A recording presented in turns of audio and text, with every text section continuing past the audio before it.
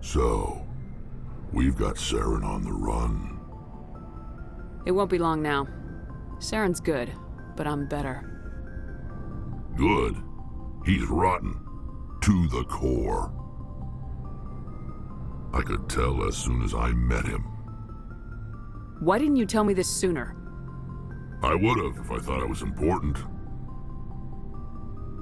I think I'd like to hear about it just the same. This was a while ago. A bunch of mercs were bragging about a job out near the edges of the Terminus systems. They said it paid well and the boss was never around to ride them. They said he was looking for more men, too. So I checked it out. I didn't know Saren was openly recruiting mercs. It wasn't that open, and he only showed his face once. We'd been raiding ships in the area for months when we took out this massive cargo freighter. Our biggest haul yet. I was on board checking bodies for valuables, looking for some extra credits. That's when I saw him. What did Saren want with the ship? I don't know what he wanted. He was just moving through the ship, watching. A couple of the mercs called him by name, but he never spoke to them. Never spoke to anyone. I had a really bad feeling about him, so I got the hell out. Didn't even wait to get paid. What kind of cargo was the freighter carrying? What was Saren after? I don't know. All I saw on that ship was food and medical supplies. There were some basic weapons, but nothing big. If there was anything of value on that ship, I didn't see it. That's why I didn't mention it sooner. Whose ship was it? There was a Volus trading vessel. Big one. Lots of guards. But they were no match for us. That's the only time you saw him? Yeah. Didn't even know who he was. Still wouldn't if I hadn't joined up with you. But my instincts were right. Every other merc on that mission turned up dead within a week. Every damn one. So long, Rex. Shepard.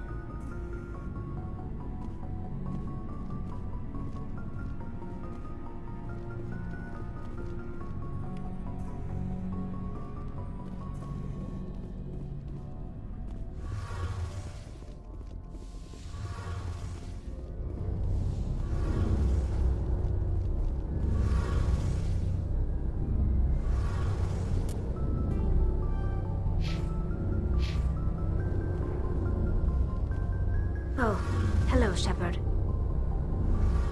Are you okay? I don't know. Your ship is amazing, and your crew's been really great to me. Especially your chief engineer. But I just sort of feel out of place. The Normandy runs so smooth it feels like we're not even moving. And the engines are so quiet. How do you sleep at night? I find it rather peaceful. Don't worry, you'll get used to it. But it's more than just the silence. This ship feels so empty. It's like half the crew is missing. Back home, I couldn't wait to go on my pilgrimage. I couldn't wait to get away from the crowds. Now that I'm out here, I kind of miss them. Sometimes we don't appreciate what we have till it's gone. That's true. I'm starting to wonder if that's what the pilgrimage is really about. It's given me a whole new perspective on my people and our culture. You know, there's always a few who go on their pilgrimages and never return. I always assumed something bad happened to them, but maybe they just wanted a different life. You do plan to return to the migrant fleet, right? I could never abandon my people, Shepard. I will go back eventually, but we have to stop Saren first. Otherwise, I might not have a home to go back to. I should go. See you later.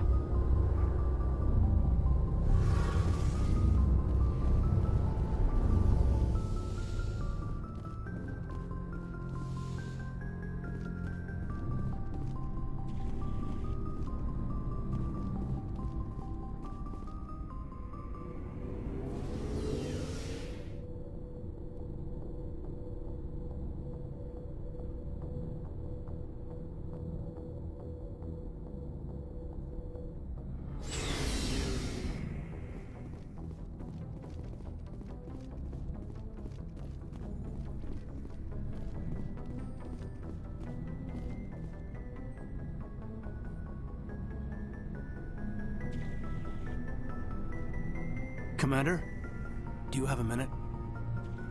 I always make time for my officers. Off the record, I think there's something wrong here. This Saren is looking for records on some kind of galactic extinction, but we can't get backup from the Council? Sorry, Commander. There's writing on the wall here, but someone isn't reading it. The Council doesn't want to believe anything's wrong. I'd call it human nature, but... I hear you. It just seems like a group that's been around as long as the Council should see this coming. I mean, it's funny, we finally get out here, and the final frontier was already settled. And the residents don't even seem impressed by the view. Or the dangers. Well, well. You're a romantic. Did you sign on for the dream, Malenko? Secure a man's future in space? Yeah, I read a lot of those books when I was a kid, where the hero goes to space to prove himself worthy of a woman he loves, or, you know, for justice. Or maybe I was a romantic in the beginning, but I thought about it after brain camp. Biotic acclimation and temperance training. I'm not looking for the dream. I just want to do some good. See what's out here. Sorry if I got too informal. Protocol wasn't a big focus back in Bot. Tell me about it. Biotic acclimation and temperance didn't last past the airlock. To the kids they hauled in, it was brain camp. Sorry, hauled in is unkind. We were encouraged to commit to an evaluation of our abilities so an understanding of biotics could be compiled. There are worse results of accidental exposure to Element Zero in the womb. Beats the brain tumors some kids grew up with. Is there some question about how you were exposed? My mother was downwind of a transport crash. It was before there were human biotics, a little after the discovery of the Martian ruins. It only gets iffy around 63 when Kinetics was running out of first-gen subjects. Until then, they'd relied on accidentals. Bunch of guys in suits show up at your door after school, and next thing you know, you're out on Jump Zero. Jump Zero is Gagarin Station, right? What's it like?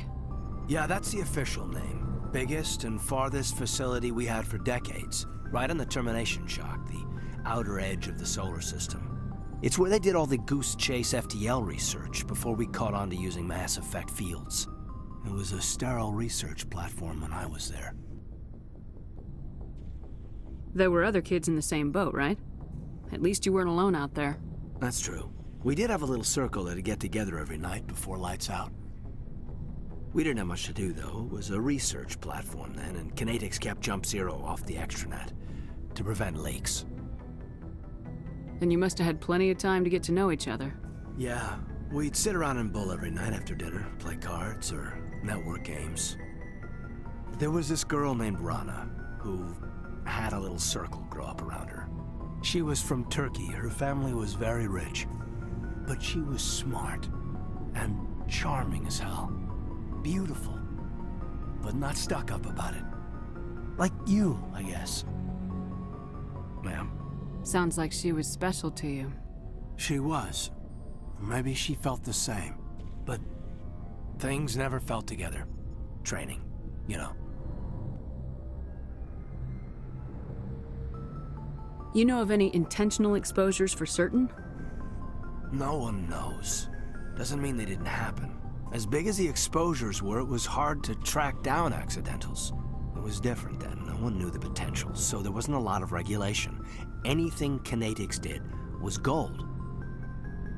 I'm not saying they intentionally detonated drives over our outposts, but in retrospect, they were damn quick on the scene. Jump Zero's a long way from home. What was it like? The grand gateway to humanity looks a lot better in the vids. Anyway, this was supposed to be a casual debrief, not a bull session about stuff that happened years ago. We have to depend on each other in combat. I like knowing what kind of man I have at my back. I understand, ma'am. I won't let you down. You, make a habit of getting this personal with everyone? I didn't say I did this for the whole crew. We should talk again. I'll need some time to process that, Commander. But, yeah, I'd like that.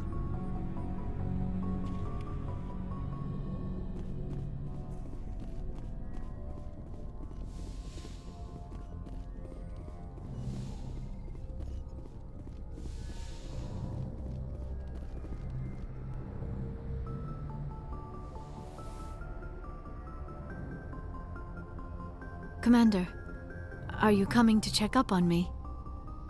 You look much better. How are you feeling? Dr. Chakwas assures me I am going to be fine. I was impressed with her knowledge of Asari physiology. You're in good hands. Dr. Chakwas knows what she's doing. I never properly thanked you for saving me from the Geth, Commander. If you hadn't shown up, I'm just glad we got there in time. So am I. I know you took a chance bringing me aboard this ship. I have seen the way your crew looks at me. They do not trust me. But I am not like Benezia. I will do whatever I can to help you stop Saren. I promise. Don't worry, Liara. I trust you. I know you won't let me down. It means a lot to hear you say that, Commander. Thank you. Do you know why Benezia joined up with Saren? I don't understand it. She was always outspoken about the need for the Asari to become more involved in shaping galactic events. Maybe she thought allying herself with Saren would somehow be for the greater good in the long run. At least I hope so. This hurts you, doesn't it? None of this makes any sense to me. I have not spoken to Benezia in many years, but I know her, and this was not like her. Something changed. I'd like to know more about the Asari. We were the first species to discover the Citadel. We were instrumental in forming the Council, and we always strive to be the voice of peaceful cooperation in galactic disputes. My people believe we are all part of a single galactic community. Each species contributes something to the greater whole. Although we seek to understand other species, it seems few of them seek to understand us. The galaxy is filled with rumors and misinformation about my people. Like what? Most of the inaccuracies are centered around our mating rituals. My species is monogendered. Male and female have no real meaning for us. We still require a partner to reproduce. This second parent, however, may be of any species and any gender. I don't understand. Your species can mate with anyone? Mating is not quite the proper term, not as you understand it. Physical contact may or may not be involved, but it is not an essential element of the union. The true connection is mental. Our physiology allows us to meld with other beings. We can touch the very depths of their minds. We explore the genetic memory of their species. We share the most basic elements of their individual and racial identities. We then pass these traits on to our daughters. It is how we learn to grow as a species and how we develop a greater understanding of other races. What happens to your partner after the union? Every relationship is different. Some unions are a single encounter with both parents parting ways afterwards. Others can be more long-term. Sometimes an Asari and her partner will stay together for many decades. You Asari live for 1,000 years. What happens when your partner dies? Few sapient species live as long as my kind. We have learned to take a philosophical approach to our unions. We do not focus on the inevitable loss of our partners. Instead, we enjoy the time we spend with them. And even after they're gone, a part of them lives on in us. The union is a connection that transcends both time and space. Do you know who Matriarch Benezia chose as her partner? She rarely spoke of her partner. Though I know my father, if you want to use that term, was another Asari. I thought you always needed another species to serve as one of the parents. Think about it, Shepard. If we were not able to mate with our own species, we would have died out long before we ever mastered spaceflight and left our homeworld. Union with our own kind is no longer common, not for the purposes of reproduction.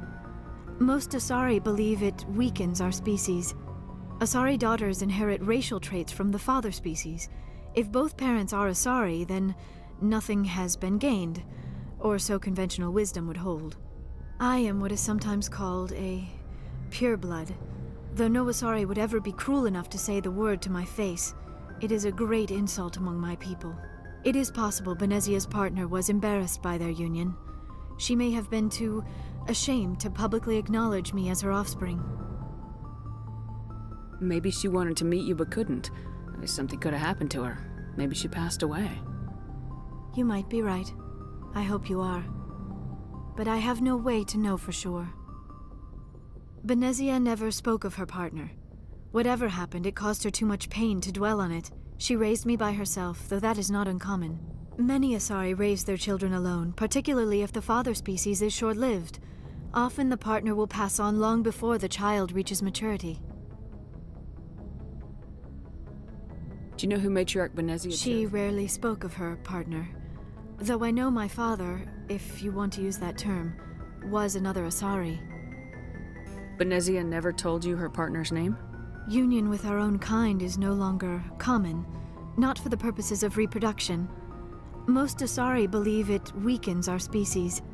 Asari daughters inherit racial traits from the father species. If both parents are Asari, then nothing has been gained, or so conventional wisdom would hold. I am what is sometimes called a pureblood.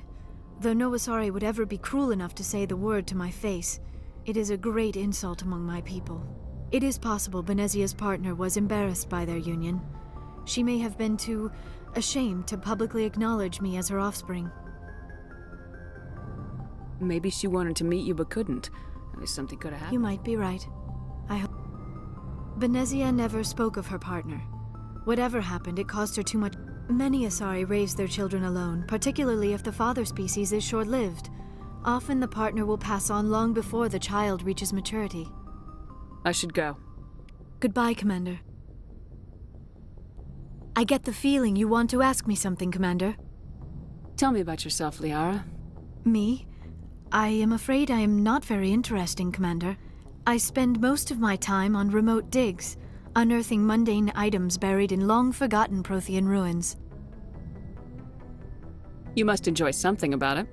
I love my work. Seeking out history's lost secrets has a special appeal for me. You were actually touched by working Prothean technology. That is why I find you so fascinating, Commander. Sounds like you want to dissect me in a lab somewhere. What? No, I did not mean to insinuate. I never meant to offend you, Shepard. I only meant that you would be an interesting specimen for an in-depth study. No, that's even worse. Calm down, Liara. I was only joking. Joking? Oh, by the goddess, how could I be so dense? You must think I am a complete and utter fool. Now you know why I prefer to spend my time in the field with data disks and computers. I always seem to say something embarrassing around other people. Please, just pretend this conversation never happened. I should go. Goodbye, Shepard.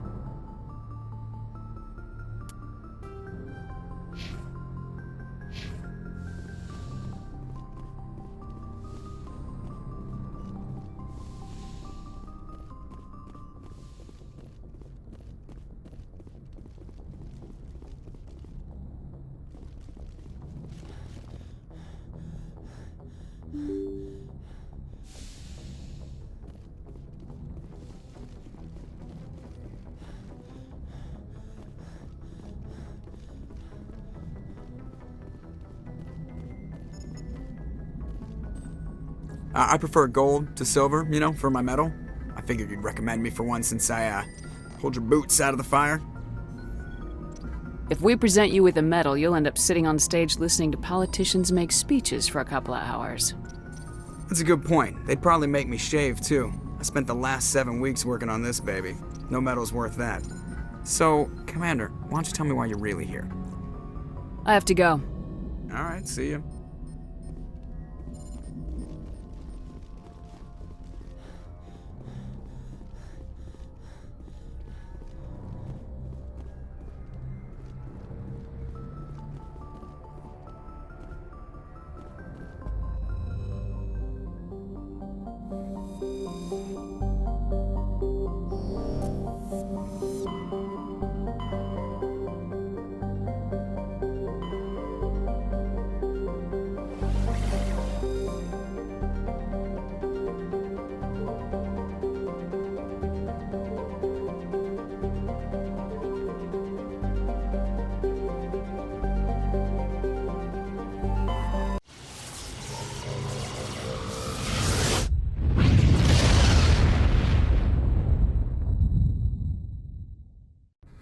Commander, urgent message from Alliance Command coming in.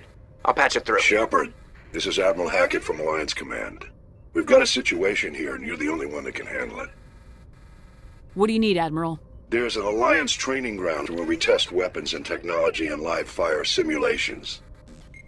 One of the VIs we use to simulate enemy tactics in the drills is no longer responding to our override commands. It's gone rogue. Are you telling me this computer is thinking on its own? We're not stupid, Shepard. This is a virtual intelligence, not a true AI. It's not self-aware, and it can't access any external systems. We didn't do anything illegal here. Virtual intelligence support is critical to our military success. VIs process thousands of status reports and react in nanoseconds. No human can do that. We need you to fight your way through the training ground of the VI core and manually disable it. Can't you disable it remotely? Our fail-safes aren't responding. The VI operates on a closed network. It can't affect any external systems, but we don't have any direct access to its processes. We could bomb it from orbit, but the damage to the facility would be catastrophic. We'd prefer to have someone shut down the core. Someone like you. I know Spectres answer the Council, but you're still human. You're still part of the Alliance military, and right now we need you. The VI controls all the facility's weapons, drones, and automated defenses. You're the only one that can pull this off, Shepard. Good luck.